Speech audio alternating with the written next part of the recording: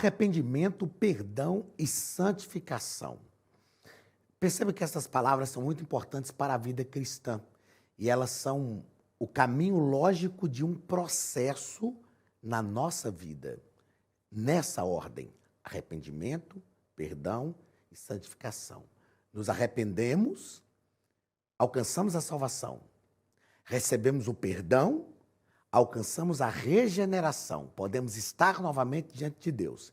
E a partir disso, no relacionamento com Deus e na busca dessa comunhão com Deus, nós alcançamos a santificação.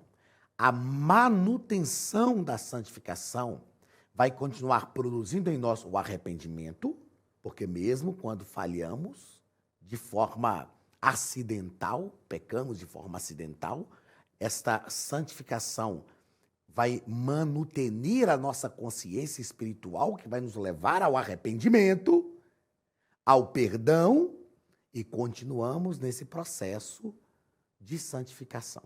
Então, essas três palavras e este processo na nossa vida são extremamente importantes e nós não podemos esquecer: arrependimento, perdão e santificação. Muito bem, queridos, sejam muito bem-vindos à nossa lição de número 10, de 5 de março de 2023, neste primeiro trimestre de 2023. Estamos estudando sobre santificação no currículo dos jovens e na aula de hoje nós vamos tratar sobre arrependimento, perdão e santificação. O texto principal da nossa aula está em Isaías, capítulo 1 e o versículo 18. Vinde então e argui-me, diz o Senhor, ainda que os vossos pecados sejam como a escarlata, eles se tornarão brancos como a neve. Deus está prometendo a Israel que vai realmente tratar o pecado, purificando. Há uns tempos desses atrás aí, teve um cantor que eu já gostei muito dele no Brasil, que criticou o nosso hino Alvo Mais que a Neve, dizendo que era coisa de racismo, não é? Eu penso que as pessoas então dirão o que ele diria pregando um texto como este.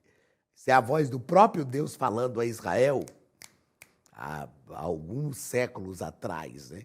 Nossos pecados, ainda que sejam como a escarlata vermelho, eles se tornarão brancos como a neve. Ou seja, isso aqui não é uma questão de discriminação, muito pelo contrário, nós respeitamos a todos, amamos as pessoas, sabemos lidar muito bem com isso. Somos a igreja do Senhor Jesus, servos de Deus, e Deus não tem cor de pele, Deus é Deus, e pronto.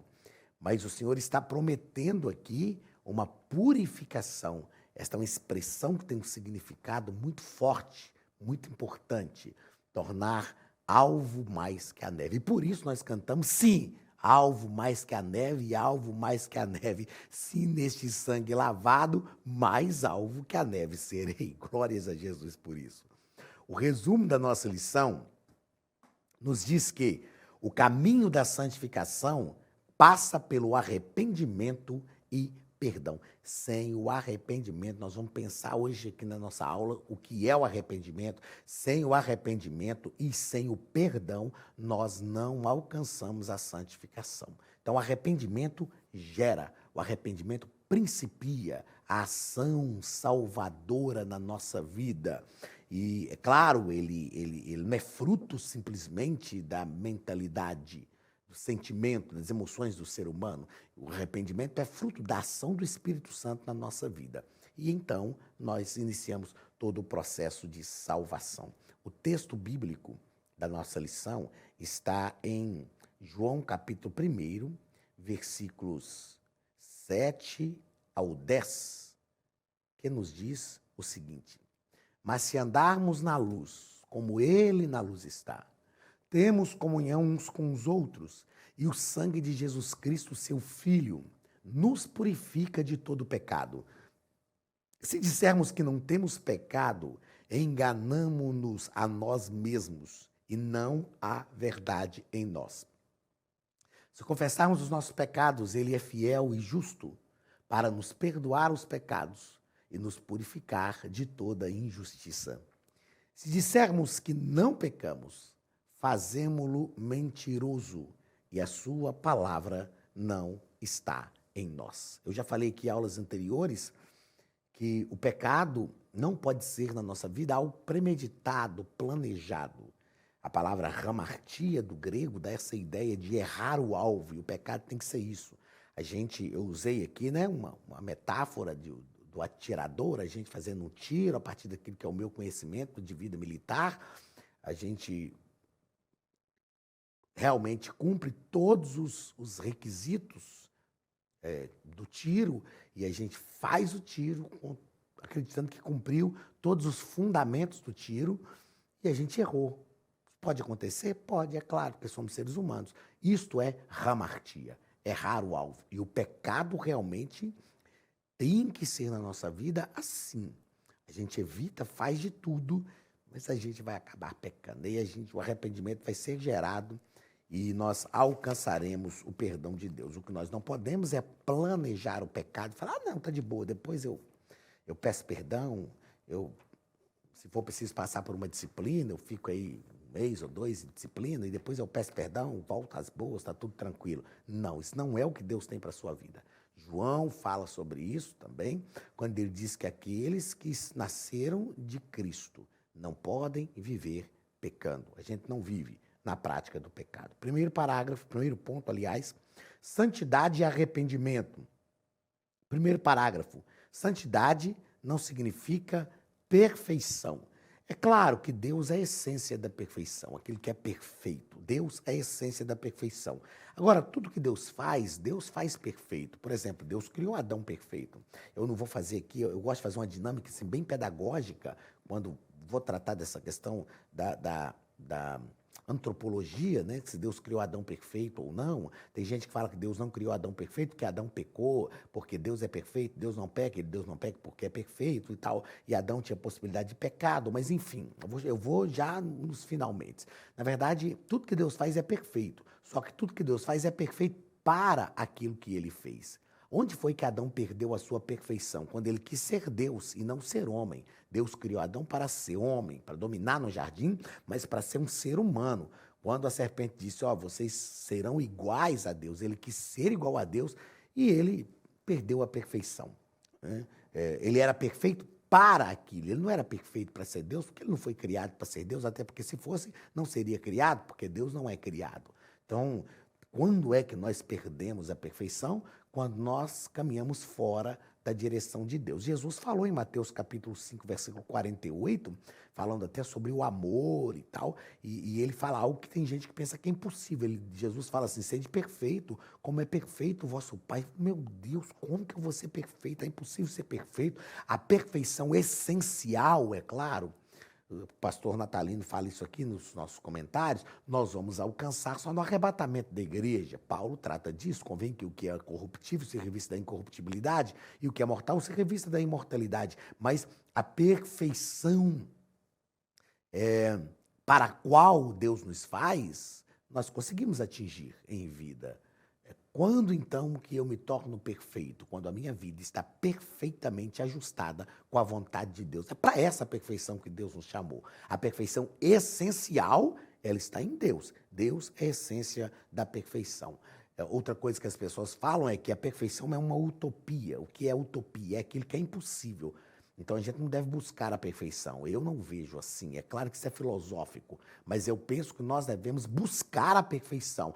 Mas eu nunca vou alcançar. Ok, a perfeição é a utopia. A utopia é um horizonte que nos faz dar um passo adiante. Então imagine a perfeição como um horizonte à nossa frente. Eu sei que eu não vou alcançá-la aqui, mas eu vou buscá-la sempre. E eu vou dar um passo mais adiante, um passo mais adiante, um passo mais adiante, um passo mais adiante. Eu vou estar sempre caminhando na busca da perfeição. E isso vai me fazer compreender que eu não posso me conformar em ser aquilo que eu tenho sido. Eu preciso ser alguém melhor. E o que é isso?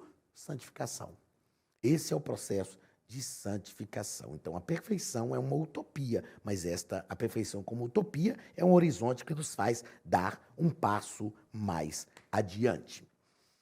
Segundo parágrafo do primeiro ponto, a Academia de Pregadores tem um recado para você. Olá, queridos alunos e alunas da Academia de Pregadores, que bom ter você conosco neste momento tão especial. Estamos aqui para apresentar a nova plataforma da Academia de Pregadores, que foi construída ao longo dos últimos meses com muito carinho, um grande investimento, para levar até você não somente um conteúdo de excelência, mas também tecnologia de ponta.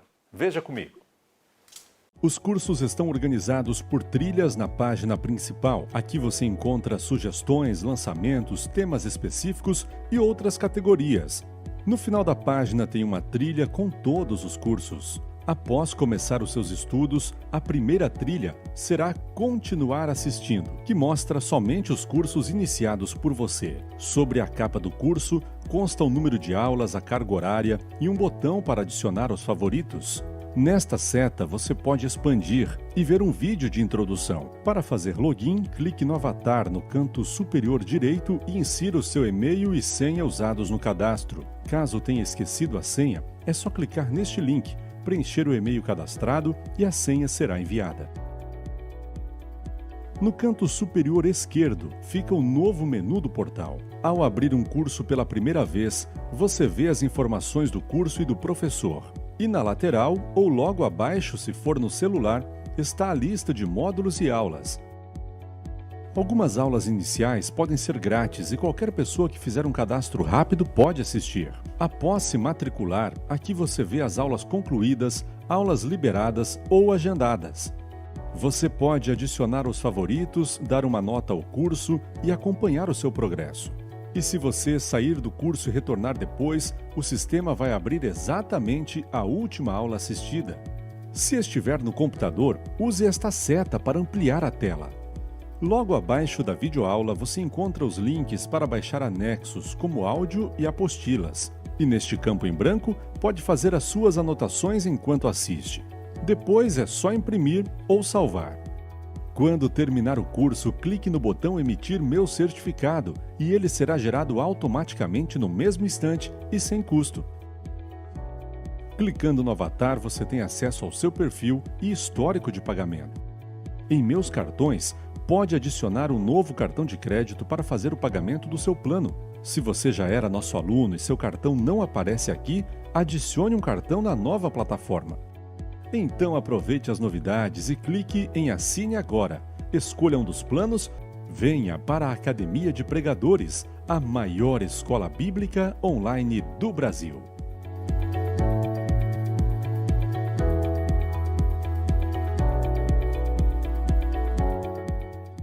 Primeiro ponto, a graça divina viabiliza que o cristão agrade a Deus com a sua vida. Humanamente falando, na nossa falibilidade humana, seria impossível a gente agradar um Deus tão poderoso. Seria impossível a gente conseguir, sendo tão falíveis, agradar um ser tão magnífico como Deus. Mas a graça de Deus que nos alcançou nos dá a condição de agradá-lo. Até porque, gente, Deus também sendo Deus e sendo perfeito, Deus não gera, escute isso que eu vou te dizer, Deus não gera, em relação a nós, uma expectativa além daquela que a gente pode realmente dar. Deus não é como a gente, ser humano. É a gente que às vezes gera uma expectativa em relação a filhos, em relação ao cônjuge, em relação a amigos. A gente gera uma expectativa acima daquela que eles podem realmente nos dar. Mas Deus não. E a gente faz isso porque a gente é limitado. Agora, Deus não. Deus é poderoso e ilimitado, Deus é onisciente, Deus conhece todas as coisas. Deus sabe o quanto eu posso oferecer. Exatamente. E por saber o quanto eu posso oferecer, Deus não quer mais do que eu posso oferecer. Mas Deus não aceita menos do que eu posso oferecer, entendeu? É algo muito prático isso na nossa vida. Deus sabe o quanto você pode oferecer, exatamente o quanto você pode oferecer.